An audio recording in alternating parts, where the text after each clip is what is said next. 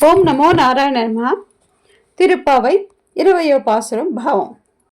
33 కోట్ల దేవతలకు ఏ విధమైన సంకటములు వచ్చిననో ముందుగానే అటకపోయి వారిని రక్షించు. సమర్థత గల ఓ స్వామి, నిద్రలేచి రమ్ము. ఆశ్రితులను రక్షించుడికై వారి విరోధులను దునుమాడు. బలాఢ్యుడా, ఆశ్రిత రక్ష ఓ బలశాలి, శత్రువులకి అతి దుఃఖమునిచ్చే నిర్మలుడా, నిద్ర నుండి మేల్కొను స్వామి అని స్తుతిస్తూ మేల్కొల్పినను. స్వామి మేల్కొండుట చూచి జగన్నాటక సూత్రధారి అయిన జగన్నాథి మేల్కొల్పినను నీలాదేవిని ప్రార్థిస్తున్నారు గోపికలు.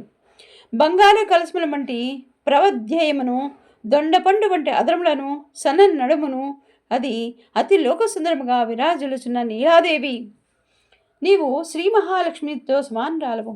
కరుణించి నీవైనా మేల్కొనవమ్మా. నేను లేచి చెయ్యవలనందు నువ్వేమో వినుము. మన స్వామి అయిన శ్రీకృష్ణునకు శరీరంపై చిరు చెమట పడినప్పుడు దాన్ని ఉపశమింపజేయి.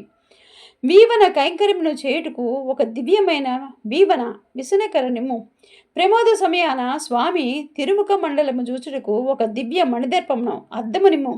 వీటన్నిటినీ మాకు అనుగ్రహించి స్వామిని మేల్కొల్పి మమ్ము అతనితో కూర్చి మంగళాస్నానము చేయింపు. తల్లి, నీ అనుగ్రహముననే కదా ఈ వ్రతము మంగళకరంగా పూర్తి కాగలదు అని ఆండాళ్ళ తల్లి నీలాదేవిని వేలుకుంటున్నారు ఈ పాసురంలో. ఓం నమో నారాయణాయ నమః.